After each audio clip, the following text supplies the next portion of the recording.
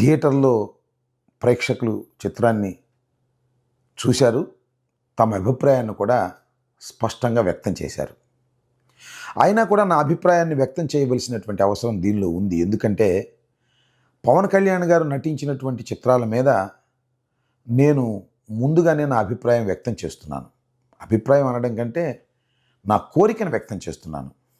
ముఖ్యంగా హరిహర వీరమల్లు, ఓజీ ఈ 2 చిత్రాలు కూడా చాలా అద్భుతంగా ఆడాలని, మంచి పేరు పవన్ కళ్యాణ్ గారికి తీసుకురావాలని, దానితో పాటు నిర్మాతలకు మంచి కనక వర్షం కురిపించాలని నేను అభిప్రాయపడ్డాను. ఈ అభిప్రాయాన్ని నేను ట్విట్టర్ ద్వారాను, నా యూట్యూబ్ ద్వారాను వ్యక్తం చేయడంతో చాలామంది దీన్ని ఏదో హాస్యాస్పదంగా నేను మాట్లాడుతున్నానని చాలామంది అనుకున్నారు. అది తప్పు అభిప్రాయం అని నేను ఈ సందర్భంగా మనవి చేస్తున్నాను. కోర్స్ పవన్ కళ్యాణ్ గారు మా రాజకీయ ప్రత్యర్థి. మా రాజకీయ ప్రత్యర్థి అయినంత మాత్రాన ఆయన ప్రధానమైనటువంటి వృత్తి ఇంతకుముందు సినిమాలు, హీరోగా యాక్ట్ చేయటం. సరే, కోర్స్ ఇప్పుడు రాజకీయాల్లోకి వచ్చారు, ఉప ముఖ్యమంత్రి అయ్యారు, అది వేరే అంశం. ఆయన ప్రధాన వృత్తి మీద దెబ్బ తగలాలని, ఆ వృత్తిలో ఆయన విజయం సాధించకూడదని కోరుకోవడం సమంజసం కాదనేది నా అభిప్రాయం. వారు నటించినటువంటి చిత్రాలు బ్రహ్మాండంగా ఆడాలని మా రాజకీయ ప్రత్యర్థి అయినా మేము కోరుకోవాలి అనేది నా ఫిలాసఫీ.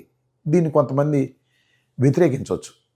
సరే, రాజకీయ ప్రత్యర్థి కాబట్టి అతనికి ఏమీ మంచి జరగకూడదు, ఎవరికైనా రాజకీయ ప్రత్యర్థులకి మంచి జరగకూడదు అని అనుకోవడం సరైనటువంటి అభిప్రాయం కాదనేది నా ఉద్దేశం. కానీ దురదృష్టం ఏంటంటే నేను ఏదైతే కోరుకున్నానో ఆ రకంగా ప్రజాదరణ పొందలేకపోయింది.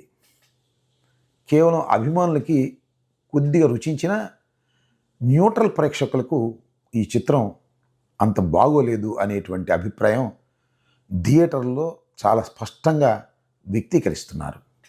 అంటే ఈ సినిమా అనుకున్నంత స్థాయిలో విజయం సాధించలేకపోయిందనేది నిర్మోహమాటంగా చెప్పదలుచుకున్నాను. సరే, ఇలా చెప్పగానే రేపు పొద్దున్నే జన సైనికులు కానీ, పవన్ కళ్యాణ్ గారి వీరాభిమానులు కానీ నేనేదో రాజకీయ కక్షతో ఈ మాట చెప్పానని వారు అంటారు. అంతం వారి మూర్ఖత్వానికి సంబంధించినటువంటి అంశం తప్ప మరొకటి కాదు. ఖచ్చితంగా చెప్తున్నాను, ఈ చిత్రం దానయ్యకి ఏదో ధనాన్ని చేకూరుస్తుంది అనుకున్నాను, కానీ దానయ్యకు దండుగ చేకూర్చింది అనే అభిప్రాయాన్ని కూడా వ్యక్తం చేయదలుచుకున్నాను. ఎందుకంటే నిజంగా ఈ చిత్రం విజయవంతం కానప్పుడు ఏ చిత్రమైనా నిర్మాతలు ఎంత బాధపడతారో నేను ప్రత్యేకంగా చెప్పవలసిన అవసరం లేదు.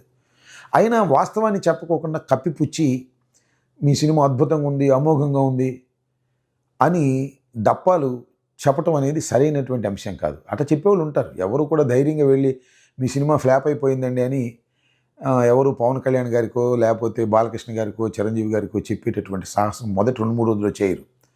ఒక కృష్ణ గారి దగ్గర చెప్పేవారట. అసలు కృష్ణ గారే చెప్పేవాళ్ళంట, మీ సినిమా బాగుందండి అంటే మాకు తెలిసిలేవా ఆ సినిమా పోయింది, నా సినిమా అయినా అని చెప్పేవాడంట. అలా నిర్మోహమాటంగా అభిప్రాయాలను స్వీకరించి నిర్మోహమాటంగా తన చిత్రమైనా కూడా తాను కరెక్ట్ జడ్జిమెంట్ ఇచ్చుకునే వాళ్ళు చాలా తక్కువ మంది ఉంటారు.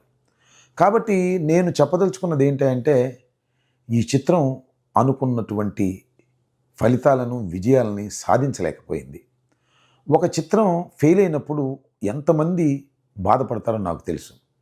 ఆ బాధపడటం అంటే అభిమానులు కాదు. అభిమానులు వాళ్ళు బాధపడతారు, మళ్ళీ ఇంకో సినిమా కోసం ఎదురు చూస్తారు, అది వేరే అంశం. కానీ దానిలో పనిచేసినటువంటి చిన్న వర్కర్ దగ్గర నుంచి పెద్దవాళ్ళ వరకు కూడా ఆ చిత్రం మీద ఆధారపడి ఉండేవారు, చిత్రసీమలో ఉండే కార్మికులు ఎంతగా శ్రమించి చిత్రాన్ని తీస్తారు. ఏ చిత్రమైనా అది ఫెయిల్ అయినప్పుడు వారు బాధపడతారు. కాబట్టి ఈ చిత్రం ఫెయిల్ అయిందని నా అభిప్రాయం. సరే, దీని మీద చాలా రకరకాలుగా రేపు మాట్లాడవచ్చు, కానీ ఉన్న అభిప్రాయాన్ని చాలా స్పష్టంగా చెప్పాలనే ఉద్దేశంతోనే నేను మీకు ఈ అభిప్రాయాన్ని చెప్తున్నాను. ఇప్పుడు కూడా నేను పవన్ కళ్యాణ్ గారి చిత్రాలు ఆడాలని కోరుకుంటున్నాను.